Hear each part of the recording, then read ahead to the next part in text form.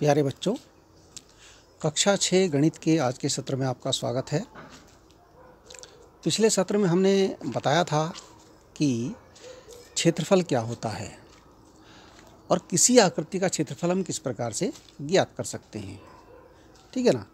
तो हमने उसमें आपको विधि बताई थी, वर्गों को गिन करके वर्ग बनाने हैं और वर्ग को उनको गिनना है।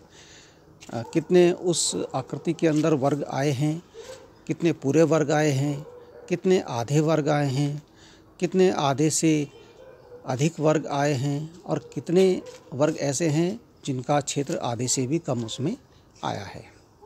तो जिन वर्गों का क्षेत्र पूरा पूरा उसमें आ गया है, यानी पूरे पूरे वर्ग उस आकृति के अंदर आ गए हैं, उनको तो हम पूरा गिनते हैं। जितने आधे आए हैं उनको हम आधा गिनते हैं, उनका क्षेत्र आधा गिनते हैं। जितने आधे से अधिक आए हैं उनका क्षेत्र हम पूरा गिन लेते हैं, और जो आधे से कम आए हैं उनको गिन करके हम उनका क्षेत्र शून्य कर देते हैं, उनको हम गिनते ही नहीं हैं। ठीक है। फिर हम जोड़ करके क्षेत्रफल ज्ञात कर लेते हैं। ये तो एक तरीका है। दूसरा, कुछ विशेष आकृतियाँ होती हैं जिनका क्षेत्रफल हम आसानी से ज्ञात कर सकते हैं, उनका हम सूत्र से भी ज्ञात कर सकते हैं। जैसे कि हमारे पास है आयत का क्षेत्रफल और वर्ग का क्षेत्रफल। आयत का क्षेत्रफल जो है, इसका एक सूत्र होता है लंबाई गुणा चौड़ाई। देखिए, जैसे हमारे पास एक आयत यहाँ पर दिख रहा है, ये जो लंबी वाली साइड होती है इसको हम लंबाई कहते हैं। इसके सामने की जो साइड है ये भी इसके बराबर होती है, इसको इन दोनों को हम लंबाई कहते हैं। ऐसे ही चौड़ाई वाली साइड है ये, इनको हम चौड़ाई कहते हैं। यदि हम इन चारों को नापें, लंबाई प्लस चौड़ाई प्लस लंबाई प्लस चौड़ाई, तो परिमाप बन जाता है। तब चारों ओर की माप बन यानी परिमाप बन जाता है। यदि हम इसके अंदर का क्षेत्र नापें तो ये बन जाता है क्षेत्रफल। पर इसको हम हमारे पे नापने का कोई जैसे इंची टेप होता है, ऐसा नहीं होता है कुछ कि ऐसे हम नाप लें।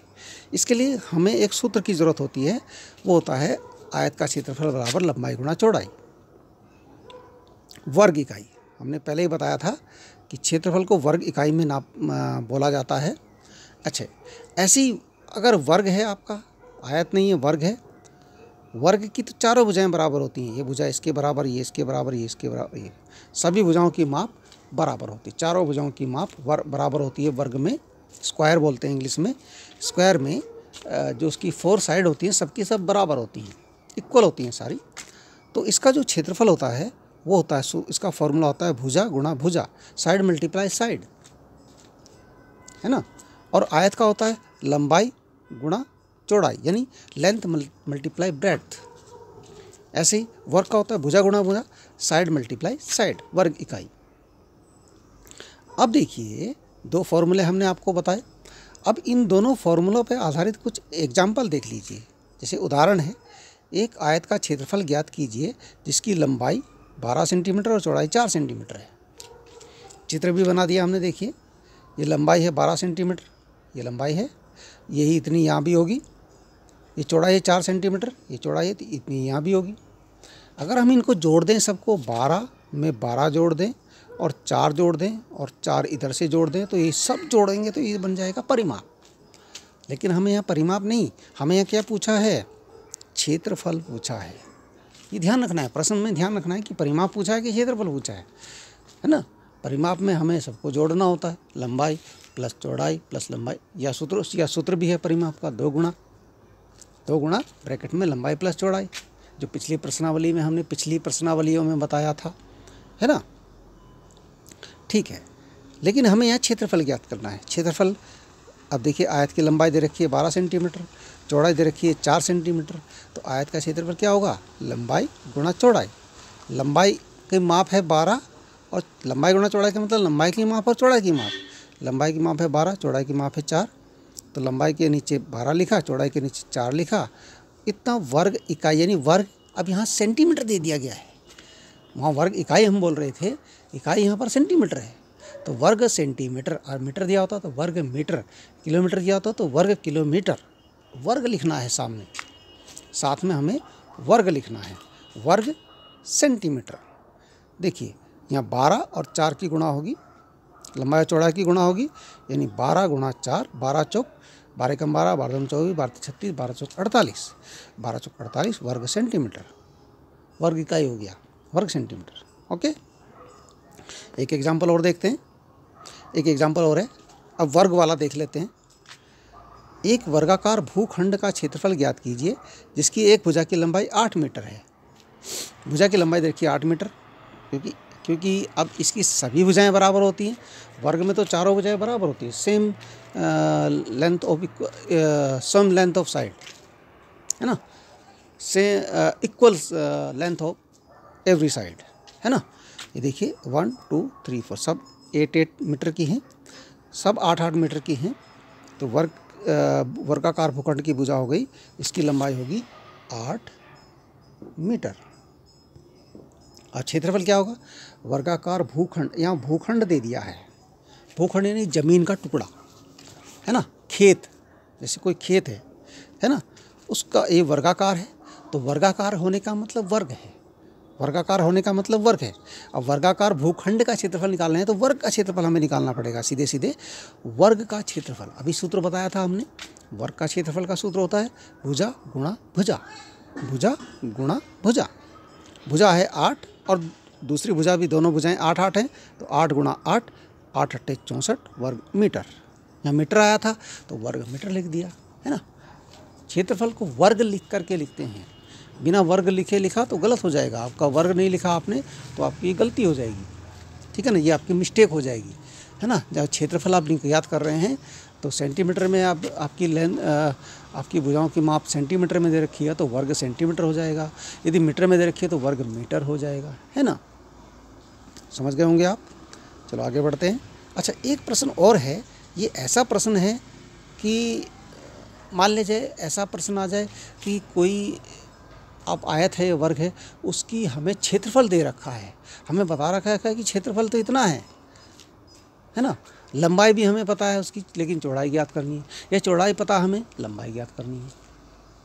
उल्टा है, प्रश्न उल्टा है कि क्षेत्रफल तो हमारे पास है, कि क्षेत्रफल हमें पता है कि ये फलां जो खेत है या हमारे सामने जो खेत लिखा है दिख रहा है, उसकी जो लंबाई हमारे पास इतनी है, चौड़ाई हमें पता नहीं है, और खेत का क्षेत्रफल इतना है, तो हम उससे भी चौड़ाई ज्ञात कर सकते हैं, ठीक है ना। देखिए जैसे है एक आयताकार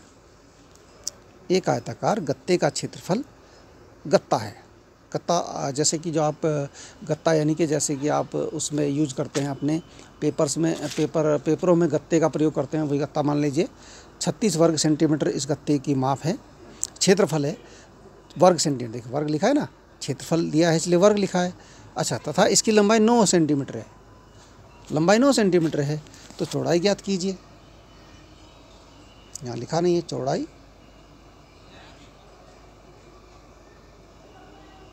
ज्ञात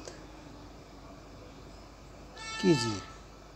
ओके, क्या दे रखा है?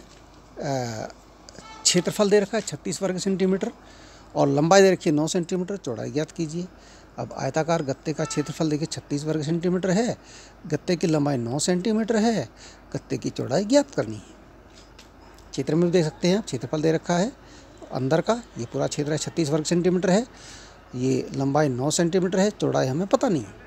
यानी कि और होता क्या है, आयत में लंबाई और चौड़ाई की गुणा करके आता है क्षेत्रफल। ओके, यानी कि 9 में कितने की गुणा करके 36 आया होगा, जितने की भी गुणा करके 36 आया होगा वही उसकी चौड़ाई होगी। 9 का पड़ा बढ़िए, 9 कम 9, 9 दूना 18, 9 तीस 27, 9 चौक 36। कितनी बार में आया भाई 36?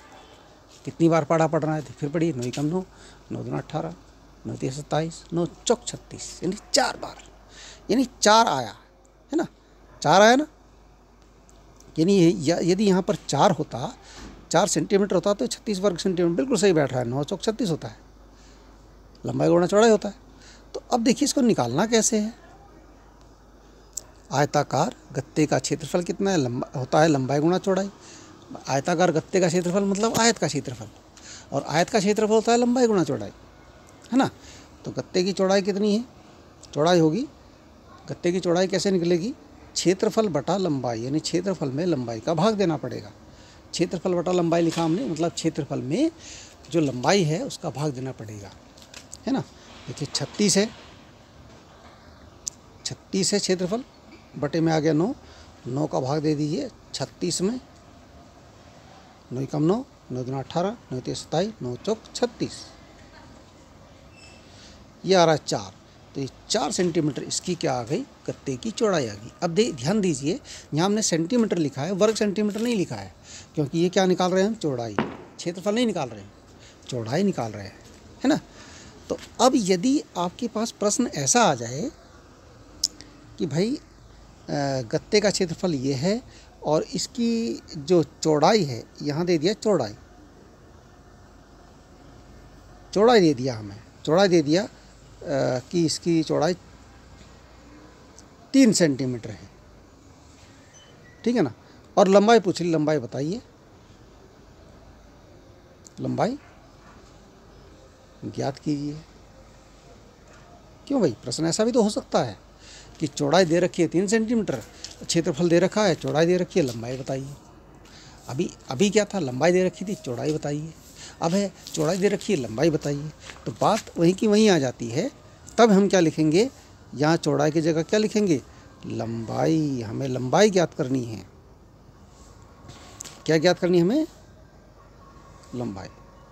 और यहाँ क्षेत्रफल बटा लंबाई की जगह क्या हो जाएगा, चौड़ाई। अपना अपना जगह बदल लेंगे, बस सीधी सीधी बात है कि यदि हमें चौड़ाई ज्ञात करनी है तो क्षेत्रफल बटा लंबाई, और यदि हमें लंबाई ज्ञात करनी है तो क्षेत्रफल बटा चौड़ाई। बात एक ही है ना। समझ रहे होंगे आप कि यदि हमें चौड़ाई ज्ञात करनी है तो क्षेत्रफल बटा लंबाई हो गई, क्षेत्रफल में लंबाई का भाग दिया जाएगा, और यदि हमें लंबाई ज्ञात करनी है तो क्षेत्रफल बटा चौड़ाई हो जाएगी, चौड़ाई का भाग दिया जाएगा। कुल मिला के भाग देना है यहाँ पर। ओके, अब देखिए 2 प्रश्न हमने आपके लिए यहाँ पर छोड़े हैं कि प्रश्न नंबर 1 है, निम्न आयतों का क्षेत्रफल ज्ञात कीजिए जिनकी लंबाई दे रखी 9 मीटर, चौड़ाई दे रखी 6 मीटर। एक हो गया एक सवाल। दूसरा हो गया चौड़ाई दे रखी 22 मीटर, लंबाई दे रखी 35 मीटर, दूसरा सवाल हो गया। दोनों सवालों को आपने करना है। उसके बाद दूसरा प्रश्न देखिए, वर्ग का क्षेत्रफल ज्ञात कीजिए जिसकी भुजा दे रखी है 19 सेंटीमीटर, और दूसरा नंबर भुजा दे रखी है, 2 वर्ग हैं, एक की भुजा 19 सेंटीमीटर है, दूसरे की 26 सेंटीमीटर है। आप इसको फॉर्मूला लगाइए और हल करके दिखाइए और शेयर भी कर दीजिए। ओके, ठीक है। Okay, thank you.